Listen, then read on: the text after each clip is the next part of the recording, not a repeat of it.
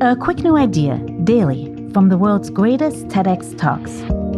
I'm your host, Atossa Leoni, and this is TEDx Shorts.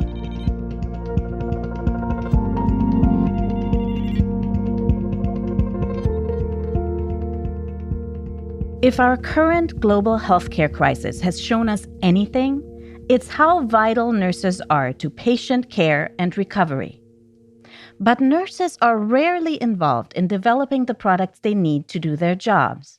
As a nurse, inventor, and thought leader in the field of innovation and entrepreneurship in nursing, Rebecca Love advocates for more involvement from nurses in medical technology. With 2020 as the WHO's Year of the Nurse and Midwife, Rebecca shares the history of these frontline workers and their promising future as collaborators in medical advancement. It was the year 1854, and the British government was entrenched in a bloody battle called the Crimean War.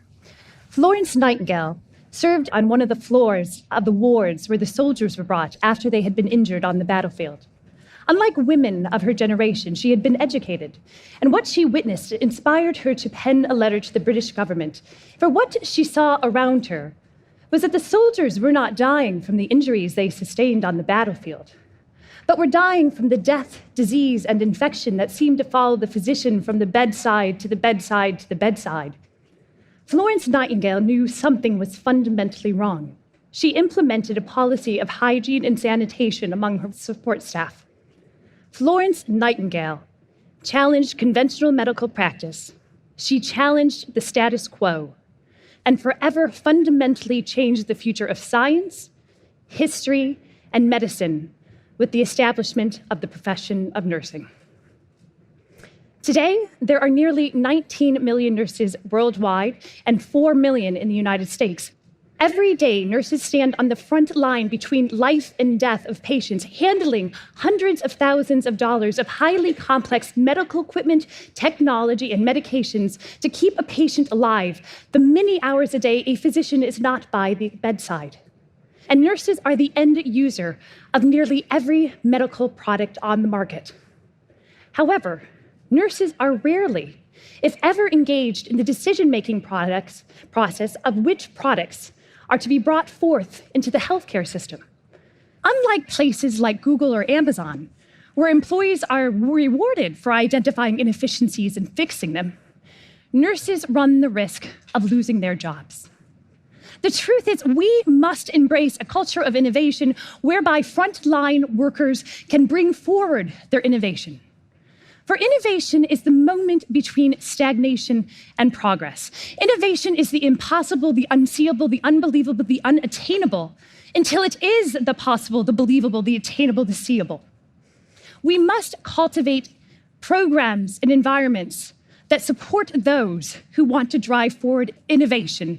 And I have one idea: hackathons. I studied the environment of healthcare hackathons around Boston.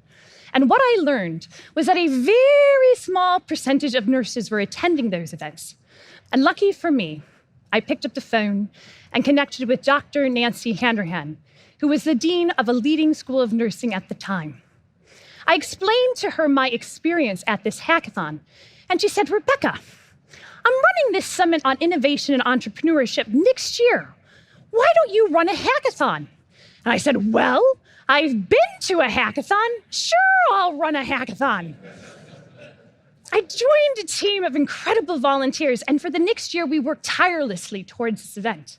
The truth is, we had no idea if anyone would show up or if anybody would believe that nurses should be innovators. 250 people were attending, and Dr. Hanrahan called me and she said, "Rebecca, what's next?" And I said, "I don't know, Dr. Hanrahan, what is next?" And she said, "We can't just introduce nurses to the ideas of innovation and entrepreneurship and leave them without support. I want you to come on as the director of innovation and entrepreneurship." And I said, "What program are we going to model after?" She's like, "There is none." We built the leading program of innovation and entrepreneurship for nurses. It led to the first time in the history of the American Nurses Association to appoint their first vice president of innovation. And it also allowed Johnson & Johnson to pivot their campaign of recognizing and thanking nurses for their service to recognizing nurse innovators across the history of healthcare. We had started seismic change in the world of nursing, and the truth is, perhaps the best chance we have at saving the future of nursing. The answers to our current healthcare challenges will not be solved by the status quo or conventional practice. The answers to our challenges will be found in those who embrace and cultivate a collaborative environment of innovation to drive forward and advance healthcare for all.